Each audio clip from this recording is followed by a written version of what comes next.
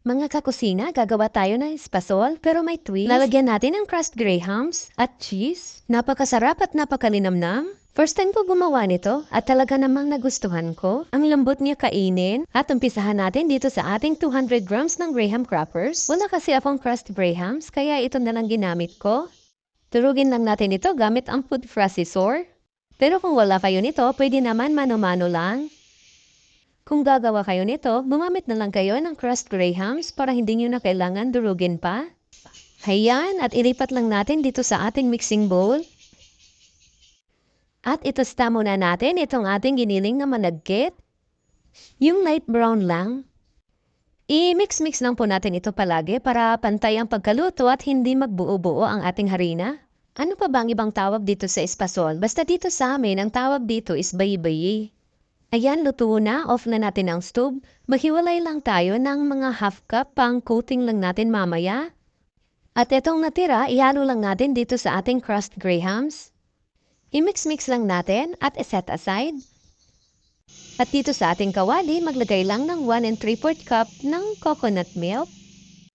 At sunod natin ilagay ang 1 cup ng evaporated milk. At 3/4 cup ng condensed milk. Kung medyo nakulangan kayo sa tamis, magdagdag na lang kayo ng condensed milk or asukal. At simmer lang natin ito ng mga 5 minutes.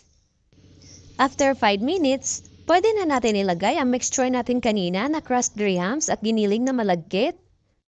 I-mix-mix lang natin ito palagi para pantay ang pagkaluto at hindi dumikit sa ilalim at masunog. Susubukin talaga dito ang tatag ng braso mo. Charot! Ayan, at pwede na natin ilagay ang ating grated cheese. Half bar lang po itong ginamit ko. Kung gusto niyo ng maraming cheese, dagdagan niyo na lang po. Mas masarap kasi pag maraming cheese. Pwede niyo rin po ito pagkakitaan, mag-costing na lang po kayo. Mangangawi talaga ang braso niyo pero sulit naman pag natikman niyo na. Basta haluin niyo lang ito ng 35 to 40 minutes. Ayan, pwede na to. At dito sa ating lalagyan, nilagyan ko lang yan ang niluto natin kanina na giniling na managkit.